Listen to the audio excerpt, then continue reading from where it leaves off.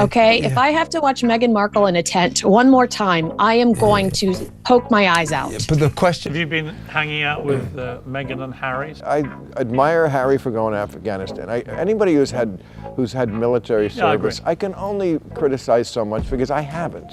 But they're ridiculous after that.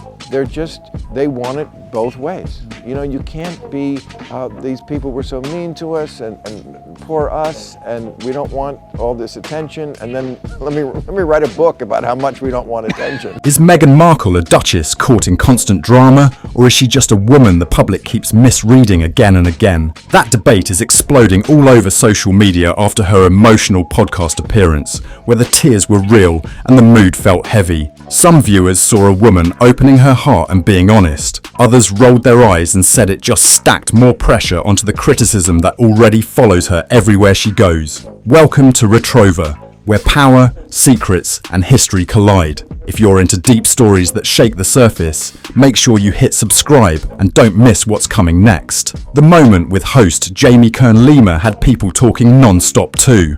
The vibe felt super intense, almost uncomfortable, like there was way more praise than real tough conversation. A lot of folks online said the energy felt forced, like everyone was walking on eggshells instead of keeping it balanced. The tension was subtle, but it was there, and the internet never misses that kind of thing. Then came the Time magazine Top 100 Most Influential Women list, and that's when the debate really popped off.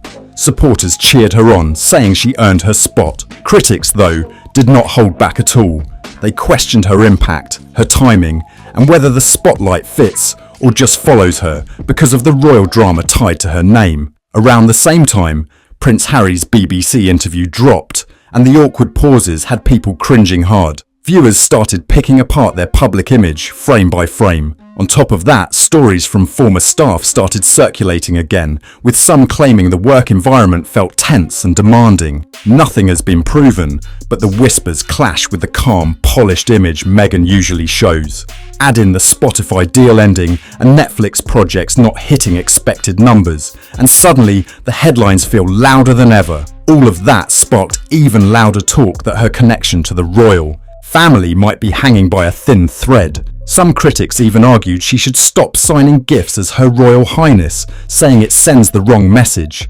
Fair or not, that debate is getting louder by the week, and it's not slowing down anytime soon. But I think that there's a little bit of irony in the fact that if you criticize the royal family in Jordan, you go to jail. Her latest podcast episode was marketed as completely raw. No makeup, no script, just Meghan speaking straight from the heart. But a lot of listeners didn't buy that angle. To them, it felt too polished, too smooth, almost like every pause and tear had a purpose. Instead of sounding off the cuff, critics said it came across like a carefully managed moment designed to shape the narrative. Online reactions were brutal. Some people even joked that a random celebrity making a wild claim might sound more believable than Meghan insisting she's showing her authentic self. That kind of sarcasm shows just how split the public has become when it comes to her image. Supporters see strength and honesty. Detractors see strategy and branding. The situation with Jamie Kern-Lima added another layer. Since Jamie is known as a close friend, some viewers felt the episode leaned more toward non-stop admiration than real, balanced conversation. Instead of tough questions, critics say it felt like applause on repeat. That raised doubts about whether the goal was truth or simply a brand refresh. And then there's the business side.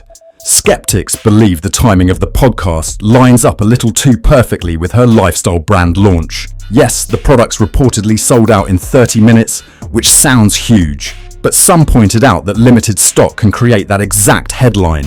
It's a classic marketing play. Build hype, limit supply, spark urgency, and watch it look like instant domination.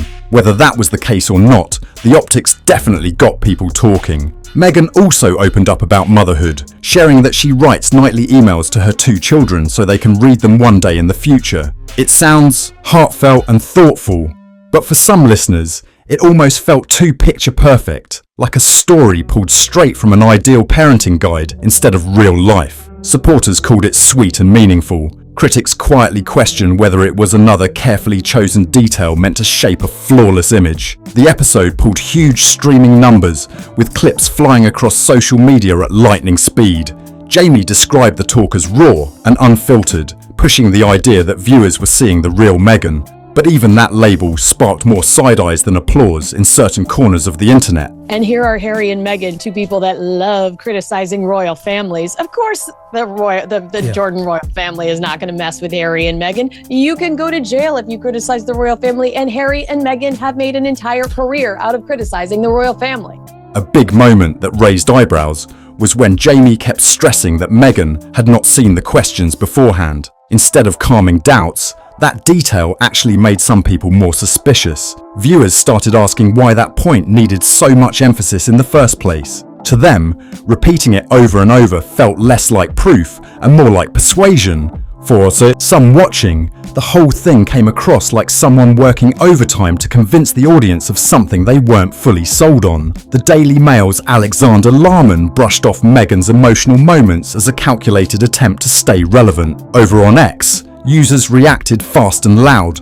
One person even joked, even her tears have a PR team, pointing at what they saw as an overly polished delivery and questioning how genuine the entire moment really was. Meanwhile, commentator Marco claimed critics noticed a pattern in Meghan's storytelling. They said her examples often circled back to her struggles or her business ventures, which made the interview feel more like personal promotion than deep reflection. Supporters see a woman owning her journey. Detractors see branding dressed up as vulnerability. The Express also quoted royal insiders who believe no emotional rebrand will fully repair the damage to her public reputation. According to them, no matter how heartfelt the tone sounds, some opinions are already locked in. That's the harsh reality of public life, especially when every appearance gets dissected in real time. Her presence around the Time 100 summit triggered another surge of sharp online debate. Even though she didn't make the 2025 list, just being in that space was enough to spark comparisons. Social media users started asking who feels more authentic at high-profile events, Meghan Markle or Blake Lively. The debate got loud fast, with critics calling the attention surrounding Meghan overblown and exaggerated. On X, reactions were blunt. Some users labelled her inclusion in past lists as absurd, pointing to recent lifestyle products like jam, honey and cupcake sprinkles as proof that her ventures don't exactly scream global influence. One commenter fired off, "Who does she think she is? Gayle King. Now that's someone with a real track record. She went to space." The comparison hit hard and spread quickly. GB News also quoted critics who describe Meghan as a self-promoter who still benefits from royal ties, whether she admits it or not. With her influence constantly under the microscope, even recognition from major platforms like Time is starting to look confusing rather than impressive to some observers. And that tension just keeps building. Instead of boosting her image, the recognition seemed to reopen a bigger question. What does influence really mean when it comes to Meghan? For some, it confirms her global reach. For others, it just brings back old debates that never fully cooled off. Then Prince Harry stepped into the spotlight again with his latest BBC interview, and the drama level shot up fast. After losing a court appeal over security arrangements, he openly criticised King Charles, and that instantly triggered another media storm. But instead of receiving universal sympathy,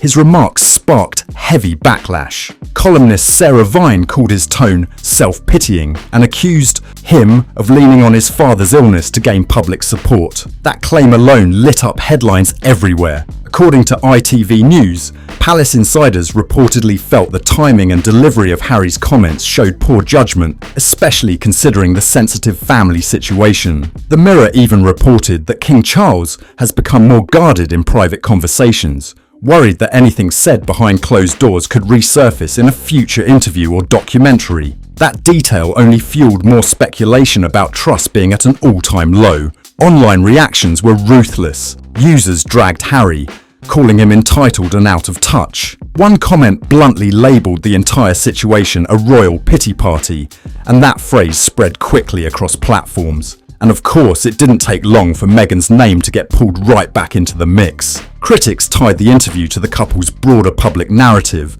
arguing that every appearance adds another layer to the ongoing tension. Skeptics insist Harry's comments weren't just about security at all.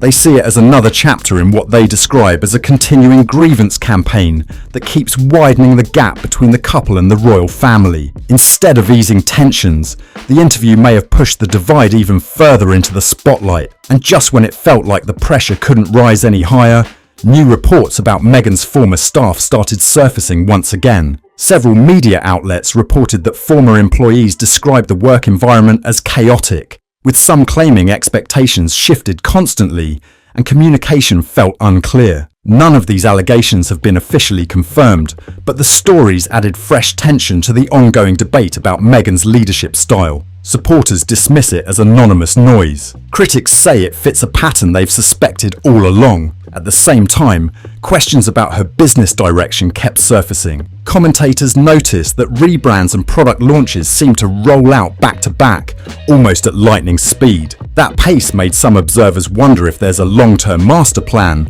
or if the moves are simply reactions to public pressure. One critic even said, "It feels like she's trying everything at once to see what sticks."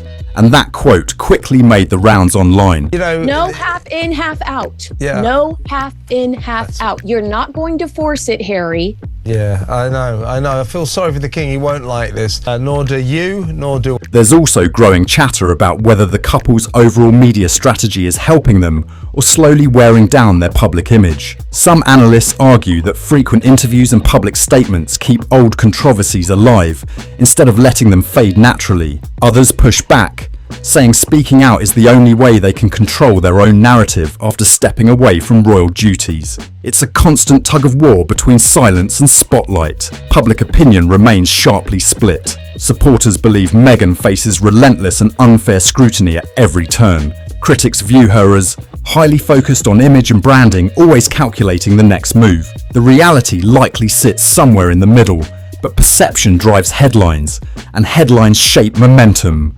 With new projects rumoured to be in development, the pressure is on.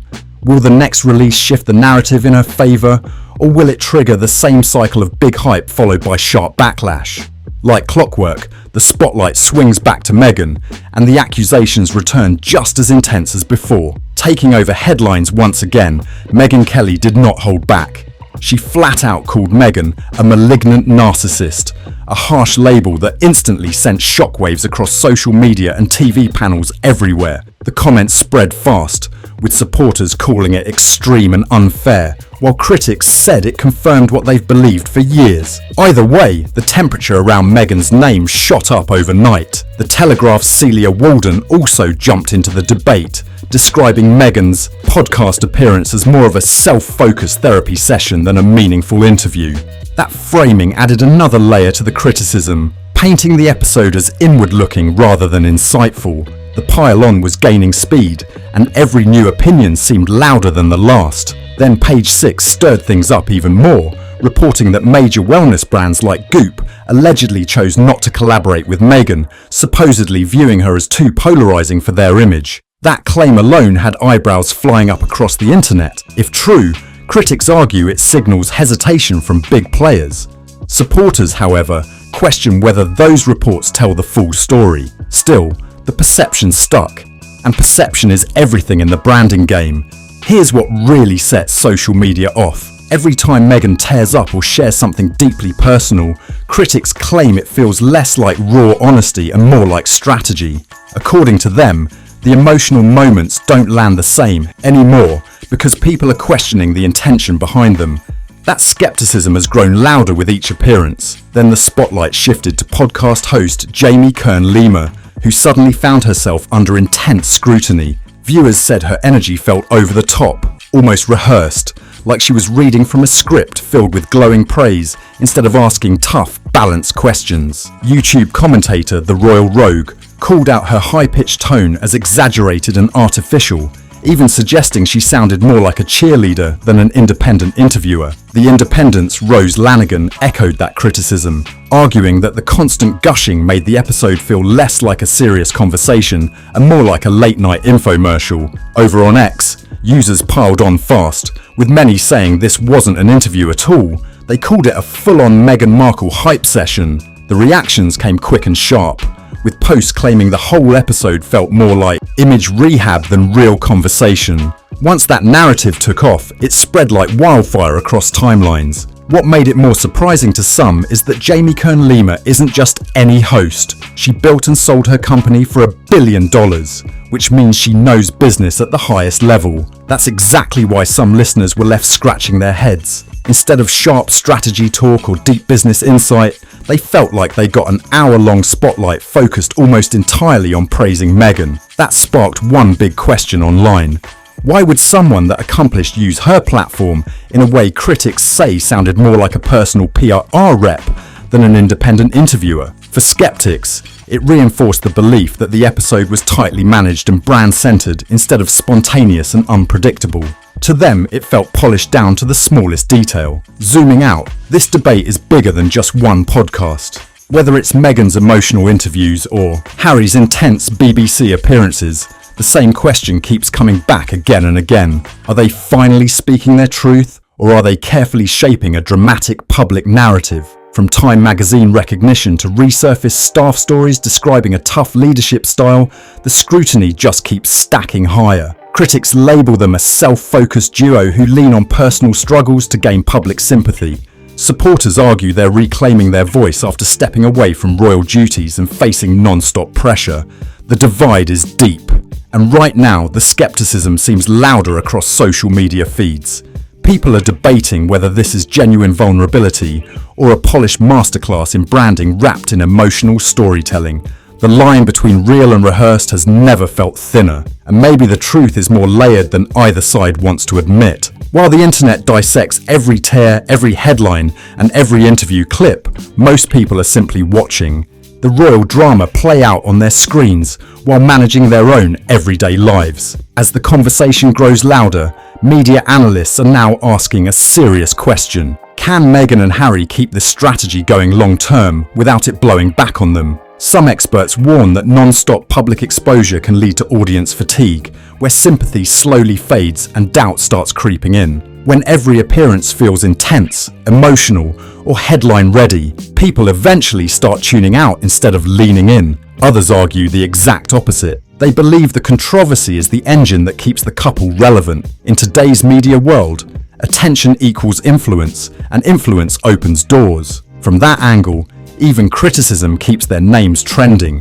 which still holds power in a crowded digital space. The pressure is rising around whatever they release next. Expectations are sky high after the mixed reactions to previous projects. Industry insiders are reportedly watching closely, and one executive summed it up clearly. The next project has to prove they can deliver consistent value, not just headlines. In simple terms, results matter more than buzz this time. Supporters, though, are not backing down. They defend Meghan fiercely and argue that women in the public eye often face tougher judgment than men. According to them, many of the narratives surrounding her were exaggerated or framed unfairly from the beginning. They see her as someone trying to build an identity beyond royal life, which is no small task under global scrutiny. Critics see a different pattern.